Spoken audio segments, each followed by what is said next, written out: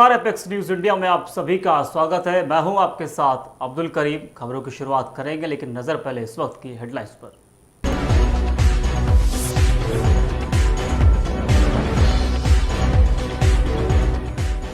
चंद्रयान-3 की लैंडिंग को अब कुछ ही घंटे बाकी। इसरो ने ट्वीट कर दी जानकारी, कहा सुचारू रूप से चल रही है विक्रम रोवर के लैंडिंग की प्रक्रिया। सीमा हैदर ने पीएम नरेंद्र मोदी और सीएम योगी आदित्यनाथ को भेजी राखी। सीमा ने कहा रक्षाबंधन के दिन यह राखी स्वीकार कर कलाई पर बांधे। साउथ एक्टर प्रकाश राज की बढ़ी मुश्किलें। चंद्रयान-3 का मजाक उड़ाने पर पुलिस ने किया मामला दर्ज। किसानों को मोदी सरकार देगी बड़ी सौगात। पीएम किसान सम्मान निधि की राशि में बढ़ोतरी की हो रही तैयारी। नागपंचमी पर बिहार के मोतिहारी में नूह जैसी साजिश। महावीरी झंडा यात्रा पर उपद्रवियों ने की पत्थरों की बारिश, 12 लोग घायल।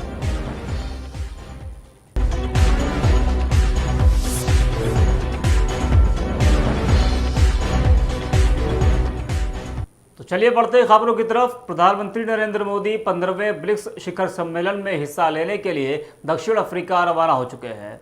ब्रिक्स समूह में ब्राजील, रूस, भारत, चीन और दक्षिण अफ्रीका शामिल है। बता दें कि ब्रिक्स शिखर सम्मेलन 22 से 24 अगस्त तक आयोजित किया जाएगा। दक्षिण अफ्रीका के राष्ट्रपति माटामेला सिरिल संफोसा के निमंत्रण पर यह पीएम मोदी की दक्षिण अफ्रीका की तीसरी यात्रा होगी। यह यात्रा भारत और दक्षिण अफ्रीका के बीच राजनयिक संबंधों की 30वीं सालगिरह का प्रतीक है। इस साल का ब्रिक्स सम्मेलन बहुत ही महत्वपूर्ण होने जा रहा है। वहीं दक्षिण अफ्रीका और ग्रीस की यात्रा से पहले पीएम नरेंद्र मोदी ने एक बयान में कहा कि मैं दक्षिण अफ्रीका की अध्यक्षता में जोहान्सबर्ग में आयोजित होने वाले 15वें ब्रिक्स शिखर सम्मेलन में हिस्सा लेने के लिए दक्षिण अफ्रीका के राष्ट्रपति सिरिल संफोसा के निमंत्रण पर दक्षिण अफ्रीका का दौरा कर रहा हूं। पीएम मोदी ने कहा कि मैं जोहान्सबर्ग में मौजूद कुछ नेताओं के साथ द्विपक्षीय बैठकें करने के लिए उत्सुक हूं। उन्होंने कहा कि मुझे 40 साल बाद ग्रीस की यात्रा करने वाला पहला भारतीय प्रधानमंत्री होने का सम्मान मिला है। बिहार के पूर्वी चंपारण जिला में महावीरी झंडा के दौरान बीते दिन सोमवार को 3 थाना क्षेत्र के इलाके में झड़प हो गई। जिले के दरपा महसी के साथ साथ कल्यापुर थाना क्षेत्र में महावीरी झंडा निकालने के दौरान 2 गुटों के बीच झड़प हो गई। इस दौरान ईंट पत्थर चले, जिसमें पुलिस कर्मियों समेत कई लोग जख्मी हो गए। घायलों को इलाज के लिए निजी अस्पताल में भर्ती कराया गया है। हालांकि उपद्रवी स्थान पर पहले से पुलिस बल की तैनाती की गई थी। घटना के बाद भारी संख्या में मौके पर पुलिस पहुंची। साथ ही आसपास के थानों की पुलिस को भी मौके पर तैनात कर दिया गया था। इसके बाद स्थिति सामान्य है। जानकारी के अनुसार दरपा थाना क्षेत्र के पिपरा गांव में महावीरी झंडा निकालकर पछियारी टोला पहुंचा था। इसी दौरान के आसपास के घरों के छत से महावीरी झंडा के साथ चल रहे जुलूस पर ईंट पत्थर चलने लगे। इस जुलूस में शामिल कई लोगों को चोट आई। इस दौरान वहां मौजूद दरपा थाना के एसएचओ धर्मेंद्र यादव को भी जख्मी होने की बात बताई जा रही है। वहीं कुछ घायल लोगों को इलाज के लिए भेजा गया है। हिमाचल और उत्तराखंड में हो रही ताबड़तोड़ बारिश ने कहर बरपा रखा है। वहीं अगले कुछ और दिन भी दोनों पहाड़ी राज्यों के लिए काफ़ी परेशानी भरे रह सकते हैं। भारत मौसम विज्ञान विभाग यानी कि आईएमडी ने 22 से 24 अगस्त तक हिमाचल प्रदेश और उत्तराखंड में भारी से बहुत भारी बारिश के लिए ऑरेंज अलर्ट जारी किया है।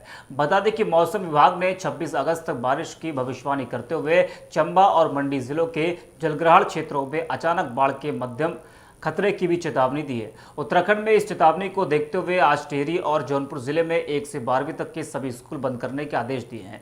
वहीं मौसम कार्यालय ने कहा कि भारी बारिश के कारण भूस्खलन, अचानक बाढ़ और नदियों और नालों में जलस्तर की वृद्धि हो सकती है। इसके अलावा खड़ी फसलों को भी नुकसान पहुंच सकता है। मिली जानकारी के मुताबिक बीते सोमवार को उत्तराखंड के टिहरी जिले के चंबा में भूस्खलन की चपेट में आने से 2 महिलाओं और 1 महीने के बच्चे सहित 4 लोगों की मौत हो गई थी। वरिष्ठ पुलिस अधिकारी नवनीत सिंह बुल्लारेड ने कहा कि अब तक 4 शव बरामद किए जा चुके हैं और एक अन्य लापता व्यक्ति की तलाश की जा रही है। चंद्रयान-3 अब चांद से महज कुछ ही घंटे की दूरी पर है। कल यानी बुधवार 23 अगस्त की शाम को चंद्रयान-3 चांद की सतह पर लैंड करेगा। इसकी लैंडिंग को लेकर लोगों में काफी उत्साह देखा जा रहा है। भारतीय अंतरिक्ष अनुसंधान संगठन इसरो ने पहले ही बता दिया है कि चंद्रयान का विक्रम लैंडर चांद की उस कक्षा में पहुंच गया है जहां चंद्रमा का निकटतम बिंदु मात्र 25 किलोमीटर है। अब वह धीरे धीरे सतह की तरफ बढ़ रहा है। अगर सब कुछ ठीक रहा तो शाम 6:04 पर विक्रम लैंडर चांद पर सफलतापूर्वक सॉफ्ट लैंडिंग करेगा। वहीं चंद्रयान की सफलता के लिए अब जगह जगह पूजा पाठ किए जा रहे हैं। जमुई जिले के नवडीहा गांव में चंद्रयान 3 की सफलता को लेकर ग्रामीणों के द्वारा 4 दिवसीय यज्ञ और हवन किया जा रहा है। जैसे ही ऑर्बिटर का संपर्क लैंडर से स्थापित हुआ, लोगों में खुशी की झलक देखने को मिली। लोग लगातार मिशन चंद्रयान 3 पर नजर बनाए हुए हैं। एक तरफ जहां लोगों के द्वारा पूजा पाठ किया जा रहा है, वहीं दूसरी तरफ लोग पल पल की खबर पर नजर बनाए रखने के लिए सोशल मीडिया, मोबाइल फोन और टीवी का सहारा ले रहे हैं। टमाटर के बाद अब प्याज की कीमतों से रसोई का बजट बिगड़ने की आशंका तेज हो गई है। इसी बीच महाराष्ट्र सरकार में मंत्री दादा भूसे ने कहा कि अगर लोग 2-4 महीने प्याज नहीं खाएंगे तो कुछ बिगड़ नहीं जाएगा। बता दें कि दादा भूसे का बयान ऐसे समय में आया है जब केंद्र सरकार ने प्याज पर 40% निर्यात शुल्क लगा दिया है। इसका महाराष्ट्र के किसान विरोध कर रहे हैं। बता दें कि महाराष्ट्र सरकार में पूर्व कृषि मंत्री और वर्तमान में लोक निर्माण विभाग की जिम्मेदारी संभाल रहे दादा भूसे ने कहा, जब आप 10 लाख रुपए से अधिक की गाड़ी का इस्तेमाल करते हैं तो आप खुदरा दर से 10 से 20 रुपए ऊंची कीमत पर प्याज भी खरीद सकते हैं। जो लोग प्याज नहीं खरीद सकते, यदि वे 2-4 महीने प्याज नहीं खाएंगे तो कुछ बिगड़ नहीं जाएगा। केंद्र सरकार ने प्याज की कीमत में वृद्धि के संकेत के बीच घरेलू उत्पादकता बढ़ाने की खातिर उसके निर्यात पर 19 अगस्त को 40% निर्यात शुल्क लगा दिया है। यह निर्यात शुल्क 31 दिसंबर 2023 तक जारी रहेगा। इस फैसले को लेकर महाराष्ट्र के किसान और व्यापारी नाराज हैं।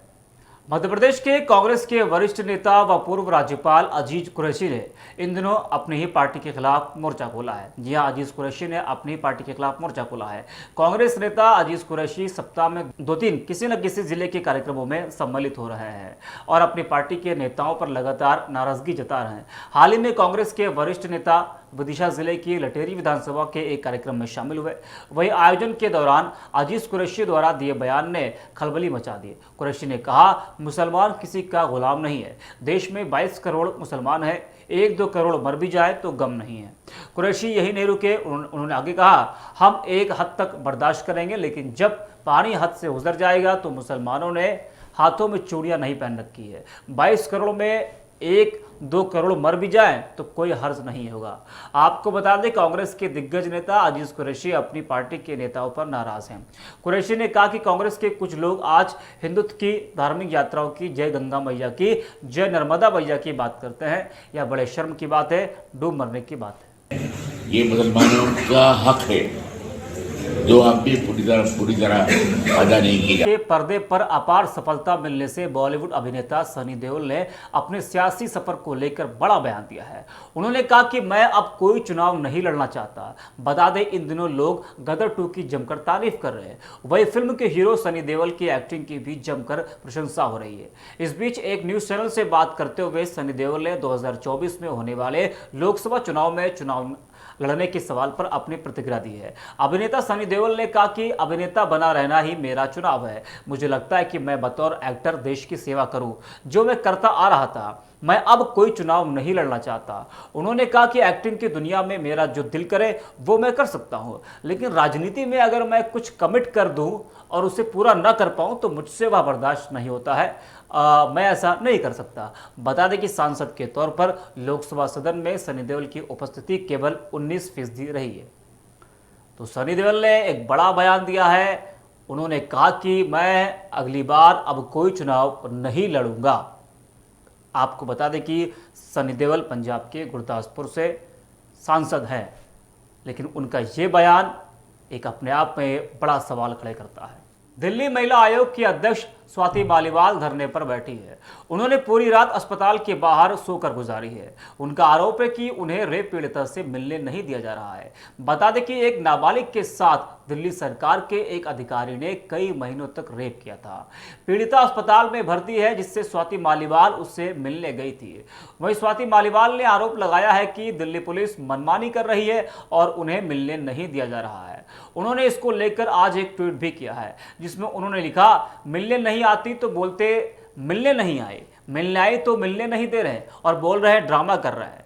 किस हद तक राजनीति गिर चुकी है कि नेताओं की सही को सही बोलने की क्षमता ही खत्म हो चुकी है। राजनीति करो, खूब करो, पर बेटियों पे नहीं। आपको बता दें कि महिला एवं बाल विकास विभाग में उप निदेशक प्रेमोदय खाखा ने एक नाबालिग लड़की का कई महीनों तक रेप किया और जब वह प्रेग्नेंट हो गई तो उनकी पत्नी ने उसे गर्भपात की गोली दी। इसके बाद इस मामले में पुलिस ने दोनों आरोपियों को गिरफ्तार कर लिया है। तो अस्पताल के बाहर स्वाति मालीवाल को आप देख रहे थे भी, वो किस तरीके से धरने पर बैठी। उन्होंने एक ट्वीट भी किया है कि मिलने नहीं आती तो बोलते कि मिलने नहीं आई, और जब मिलने आई हूं तो मिलने नहीं दिया जा रहा है। पश्चिम बंगाल भाजपा के अध्यक्ष सुकांत मजूमदार ने राज्य की मुख्यमंत्री और टीएमसी की मुखिया ममता बनर्जी पर तीखा हमला बोला है।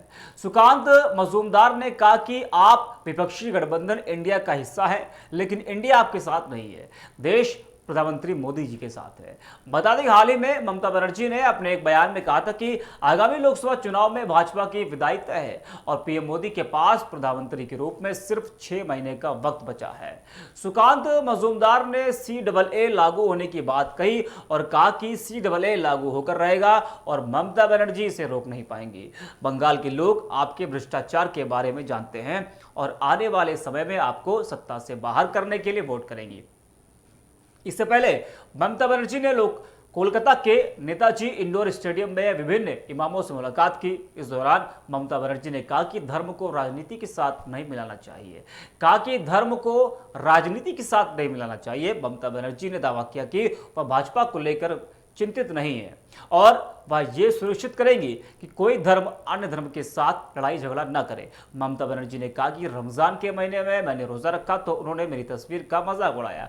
भाजपा ने मेरा नाम भी बदल दिया, लेकिन मुझे इससे कोई फर्क नहीं पड़ता है। उत्तर प्रदेश के अयोध्या में बन रहे भव्य राम मंदिर में रामलला के प्राण प्रतिष्ठा समारोह को ऐतिहासिक बनाने के लिए श्री राम जन्मभूमि तीर्थ क्षेत्र ट्रस्ट तैयारी में जुट गया है। प्राण प्रतिष्ठा समारोह में बड़ी संख्या में संत, धर्माचार्य सहित देश विदेश के अतिथियों को आमंत्रित किया जाएगा। जहां एक तरफ संत धर्माचार्यों को मठ मंदिरों में ठहराने की व्यवस्था की जा रही है, तो वहीं दूसरी तरफ देश विदेश से आए अतिथियों को ठहराने के लिए प्रयागराज के कुंभ की तर्ज पर हाईटेक सुविधाओं से लैस टेंट सिटी बसाने की तैयारी है। आपको बता दें कि भव्य और दिव्य रामलला के मंदिर का भूतल और गर्भगृह बनकर तैयार हो गया है। मकर संक्रांति से 25 जनवरी तक चलने वाले धार्मिक अनुष्ठान के बीच रामलला की प्राण प्रतिष्ठा होगी। इस दौरान पीएम नरेंद्र मोदी सहित देश विदेश के तमाम संत धर्माचार्य मौजूद रहेंगे। रामलला के प्राण प्रतिष्ठा समारोह की सबसे बड़ी खासियत यह है कि इसमें देश विदेश से सभी धर्मों, पंथों और संप्रदायों के धर्मगुरुओं को आमंत्रण भेजा गया है। रामलला की प्राण प्रतिष्ठा का समारोह लगभग 9 दिन चलेगा, जिसमें शास्त्रों के अनुसार धर्माचार्य विधि विधान से धार्मिक अनुष्ठान संपन्न करेंगे और शुभ मुहूर्त में प्रधानमंत्री नरेंद्र मोदी रामलला को गर्भगृह में विराजमान करेंगे। रामलला के प्राण प्रतिष्ठा समारोह में लाखों की संख्या में अतिथियों के पहुंचने की संभावना जताई जा रही है। खबरों में बस इतना ही। देश और दुनिया की तमाम बड़ी खबरों के लिए आप बने रहिए एपेक्स न्यूज इंडिया के साथ।